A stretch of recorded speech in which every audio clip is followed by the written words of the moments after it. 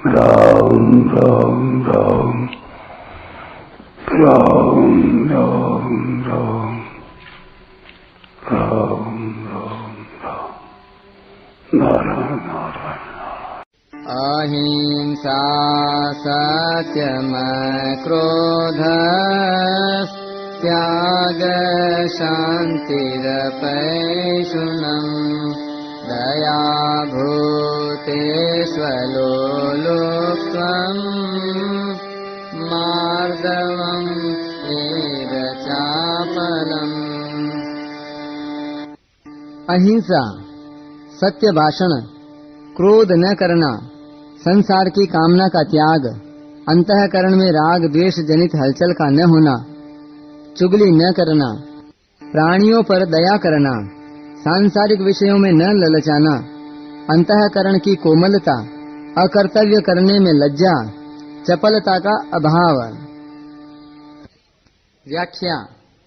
अहिंसा शरीर, मन, वाणी, भाव आदि के द्वारा किसी का भी किसी प्रकार से अनिष्ट न करने को तथा अनिष्ट न चाहने को अहिंसा कहते हैं।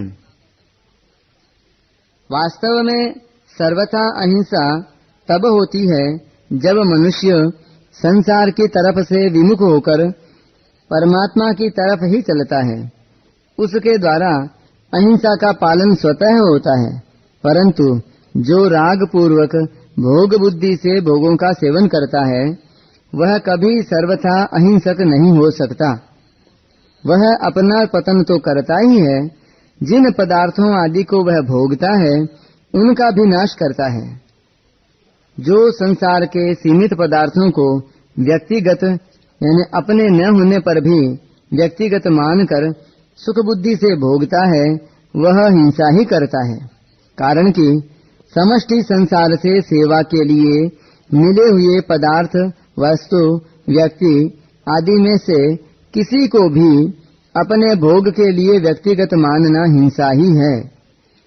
यदि मनुष्य समष्टि संसार से मिली हुई वस्तु, पदार्थ, व्यक्ति आदि को संसार की ही मानकर निर्ममता पूर्वक संसार की सेवा में लगा दे तो वह हिंसा से बच सकता है और वही अहिंसक हो सकता है। जो सुख और भोग बुद्धि से भोगों का सेवन करता है उसको देखकर जिनको वे भोग पदार्थ नहीं मिलते ऐसे अभावग्रस्तों को दुख संताप होता है। यह उनकी हिंसा ही है, क्योंकि भोगी व्यक्ति में अपना स्वार्थ और सुख बुद्धि रहती है तथा दूसरों के दुख की लापरवाही रहती है। परंतु जो संत महापुरुष केवल दूसरों का हित करने के लिए ही जीवन निर्वाह करते हैं उनको देखकर किसी को दुख हो भी जाएगा तो भी उनको हिंसा नहीं लगेगी, क्योंकि वे भोग बुद्धि से जीवन निर्वाह करते ही नहीं। शारीरं केवलं कर्म कुर्वन् नाप्नोति किल्बिषम्। केवल परमात्मा की ओर चलने वाले के द्वारा हिंसा नहीं होती, क्योंकि वह भोग बुद्धि से पदार्थ आदि का सेवन नहीं करता। परमात्मा की ओर चलने वाला साधक शरीर, मन, वाणी के द्वारा कभी किसी को दुख नहीं पहुंचाता। यदि उसकी बाह्य क्रियाओं से किसी को दुख होता है तो यह दुख उसके खुद के स्वभाव से ही होता है। साधक की तो भीतर से कभी किसी को किंचन मात्र भी दुख देने की भावना नहीं होनी चाहिए। उसका भाव निरंतर सबका हित करने का होना चाहिए। सर्वभूत हिते रताः। साधक की साधना में कोई बाधा डाल दे तो उसे उस पर क्रोध नहीं आता और न उसके मन में उसके अहित की भावना ही पैदा होती है। अर्थात न उसके मन में उसकी हिंसा की भावना ही पैदा होती है।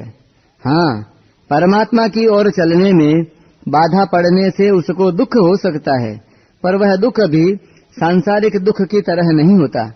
साधक को बाधा लगती है तो वह भगवान को पुकारता है कि हे नाथ, मेरी कहाँ भूल हुई जिससे बाधा लग रही है। ऐसा विचार करके उसे रोना आ सकता है, पर बाधा डालने वाले के प्रति क्रोध द्वेष नहीं हो सकता। बाधा लगने पर साधक में तत्परता और सावधानी आती है। यदि उसमें बाधा डालने वाले के प्रति द्वेष होता है तो जितने अंश में द्वेष वृत्ति रहती है उतने अंश में तत्परता की कमी है, अपने साधन का आग्रह है। साधक में एक तत्परता होती है और एक आग्रह होता है। तत्परता होने से साधन में रुचि रहती है और आग्रह होने से साधन में राग रहता है। रुचि होने से अपने साधन में कहाँ कहाँ कमी है उसका ज्ञान होता है और उसे दूर करने की शक्ति आती है तथा उसे दूर करने की चेष्टा भी होती है। परंतु राग होने से साधन में विघ्न डालने वाले के साथ द्वेष होने की संभावना रहती है। वास्तव में देखा जाए तो साधन में हमारी रुचि कम होने से ही दूसरा हमारे साधन में बाधा डालता है। अगर साधन में हमारी रुचि कम न हो तो दूसरा हमारे साधन में बाधा नहीं डालेगा, प्रत्युत यह सोचकर उपेक्षा कर देगा कि यह जिद्दी है, मानेगा नहीं, अतः जैसा चाहे वैसा करने दो। जैसे पुष्प से सुगंध स्वतः फैलती है, ऐसे ही साधक से स्वतः पारमार्थिक परमाणु फैलते हैं और वायुमंडल शुद्ध होता है। इससे उसके द्वारा स्वतः स्वाभाविक प्राणी मात्र का बड़ा भारी उपकार एवं हित होता रहता है। परंतु जो अपने दुर्गुण दुराचारों के द्वारा वायुमंडल को अशुद्ध करता रहता है वह प्राणी मात्र के हिंसा करने का अपराधी होता है। सत्यम, अपने स्वार्थ और अभिमान का त्याग करके केवल दूसरों के हित की दृष्टि से जैसा सुना, देखा, पढ़ा, समझा और निश्चय किया है उससे न अधिक और न कम वैसा का वैसा प्रिय शब्दों में कह देना सत्य है।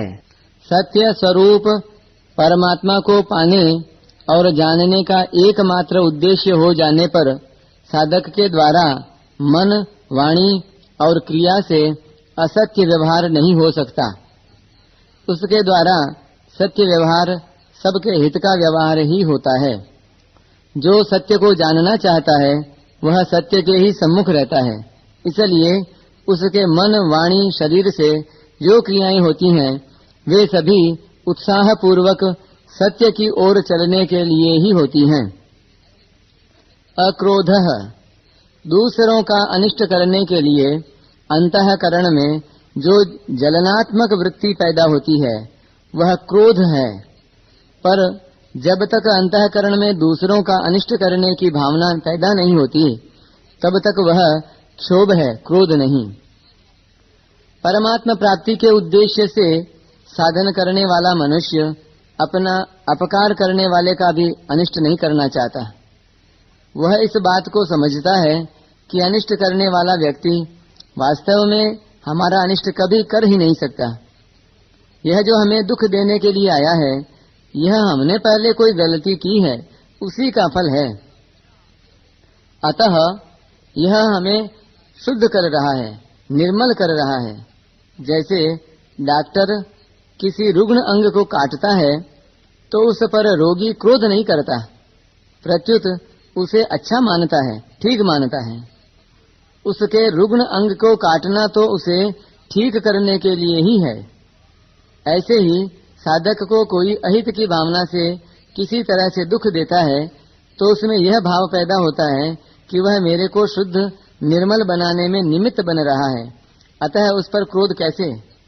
वह तो मेरा उपकार कर रहा है और भविष्य के लिए सावधान कर रहा है कि जो गलती पहले की है आगे वैसी गलती न करूं। जो लोग साधक का हित करने वाले हैं, उसकी सेवा करने वाले हैं, वे तो साधक को सुख पहुंचाकर उसके पुण्यों का नाश करते हैं। पर उसके पुण्यों का नाश करने के कारण साधक को उन पर क्रोध नहीं आता। उन पर साधक को यह विचार आता है कि वे जो मेरी सेवा करते हैं, मेरे अनुकूल आचरण करते हैं, यह तो उनकी सज्जनता है, उनका श्रेष्ठ भाव है। परंतु पुण्यों का नाश तो तब होता है जब मैं उनकी सेवा से सुख भोगता हूँ। इस प्रकार साधक की दृष्टि सेवा करने वालों की अच्छाई शुद्ध नियत पर ही जाती है। अतः साधक को न तो दुख देने वालों पर क्रोध होता है और न सुख देने वालों पर। त्यागः, संसार से विमुख हो जाना ही असली त्याग है। साधक के जीवन में बाहर का और भीतर का दोनों का ही त्याग होना चाहिए। जैसे बाहर से पाप, अन्याय, अत्याचार, दुराचार आदि का और बाहरी सुख, आराम आदि का त्याग भी करना चाहिए, और भीतर से सांसारिक नाशवान वस्तुओं की कामना का त्याग भी करना चाहिए। इसमें भी बाहर के त्याग की अपेक्षा भीतर की कामना का त्याग श्रेष्ठ है। कामना का सर्वथा त्याग होने पर तत्काल शांति की प्राप्ति होती है। त्यागात् शांतिरनंतरम। साधक के लिए उत्पन्न और नष्ट होने वाली वस्तुओं की कामना ही वास्तव में सबसे ज्यादा बाधक होती है। अतः कामना का सर्वथा त्याग करना चाहिए। त्याग कब होता है? जब साधक का उद्देश्य एकमात्र परमात्मा प्राप्ति का ही हो जाता है, तब उसकी कामनाएं दूर होती चली जाती हैं। कारण कि सांसारिक भोग और संग्रह साधक का लक्ष्य नहीं होता, अतः वह सांसारिक भोग और संग्रह की कामना का त्याग करते हुए अपने साधन में आगे बढ़ता रहता है। शांति ही अंतःकरण में राग द्वेष जनित हलचल का न होना शांति है।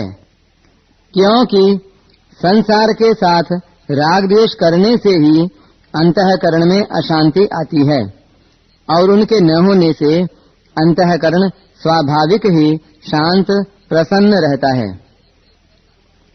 अनुकूलता से पुराने पुण्यों का नाश होता है और उसमें अपना स्वभाव सुधरने की अपेक्षा बिगड़ने की संभावना अधिक रहती है, परंतु प्रतिकूलता आने पर पापों का नाश होता है और अपने स्वभाव में भी सुधार होता है। इस बात को समझने पर प्रतिकूलता में भी स्वतः शांति बनी रहती है। किसी परिस्थिति आदि को लेकर साधक में कभी राग द्वेष का भाव हो भी जाता है तो उसके मन में अशांति पैदा हो जाती है, और अशांति होते ही वह तुरंत सावधान हो जाता है कि राग द्वेष पूर्वक कर्म करना मेरा उद्देश्य नहीं है। इस विचार से फिर शांति आ जाती है और समय पाकर स्थिर हो जाती है। अपैशुनम, किसी के दोष को दूसरे के आगे प्रकट करके दूसरों में उसके प्रति दुर्भाव पैदा करना पिशुनता है, और इसका सर्वथा अभाव ही अपैशुन है। परमात्मा प्राप्ति का ही उद्देश्य होने से साधक कभी किसी की चुगली नहीं करता। ज्यों-ज्यों उसका साधन आगे बढ़ता चला जाता है, त्यों ही त्यों उसकी दोष दृष्टि और द्वेष वृत्ति मिटकर दूसरों के प्रति उसका स्वतः ही अच्छा भाव होता चला जाता है।